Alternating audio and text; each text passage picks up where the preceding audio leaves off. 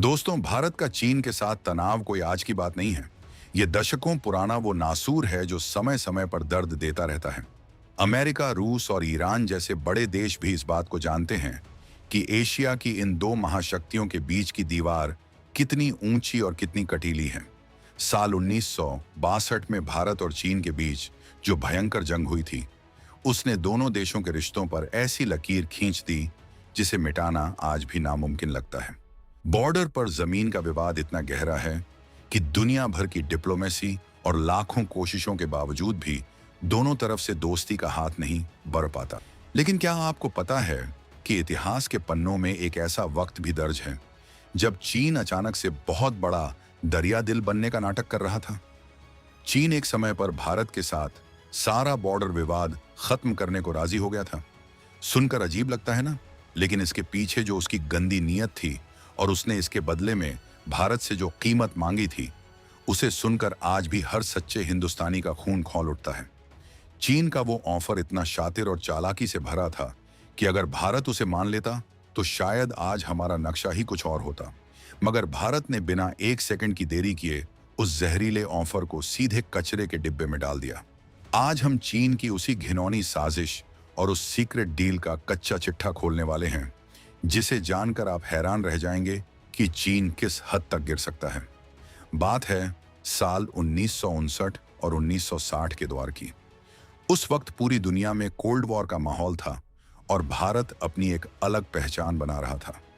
चीन और भारत के बीच तिब्बत के मुद्दे पर ठन चुकी थी और रिश्ते लगातार रसातल में जा रहे थे।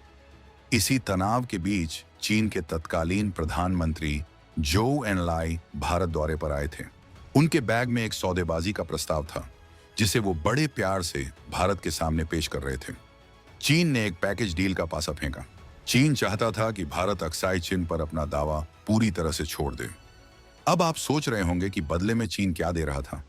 चीन ने कहा कि अगर भारत अक्साई चिन्ह उसे दे देता है तो वो अरुणाचल प्रदेश, जिसे उस वक्त नेफा कहा जाता था, उसे भारत का हिस्सा मान लेगा और वहां से अपना दावा हटा लेगा।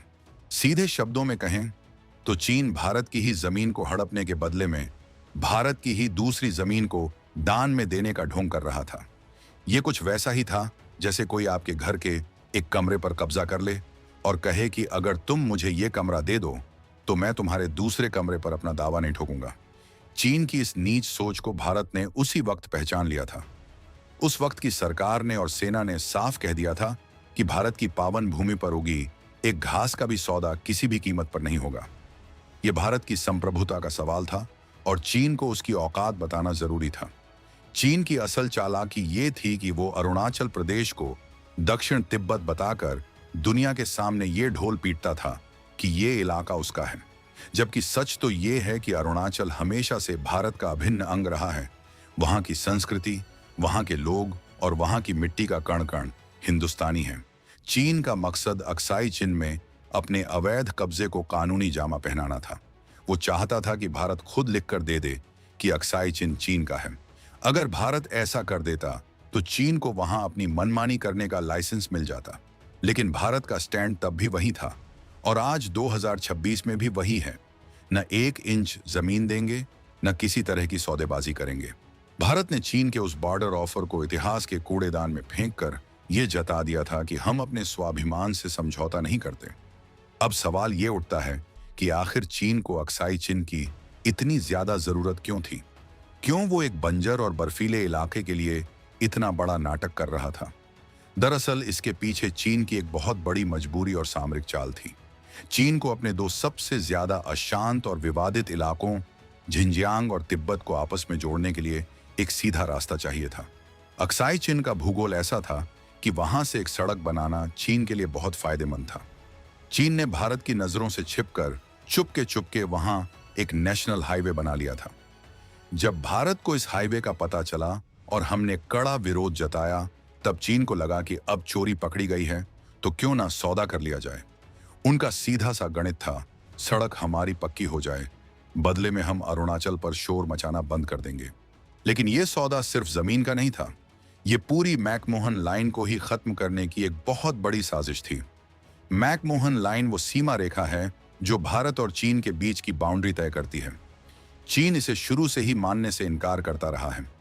अगर भारत अक्साई चिन्ह चीन के नाम कर देता तो इसका सीधा मतलब ये होता कि भारत खुद ये मान रहा है कि पुरानी सीमाएं यानी मैकमोहन लाइन गलत थी। चीन की पुरानी फितरत रही है कि वो पहले एक बहुत बड़ी और नाजायज मांग करता है, फिर समझौते की मेज पर बैठकर महान बनने का नाटक करता है और अंत में अपनी मनचाही चीज छीन लेता है।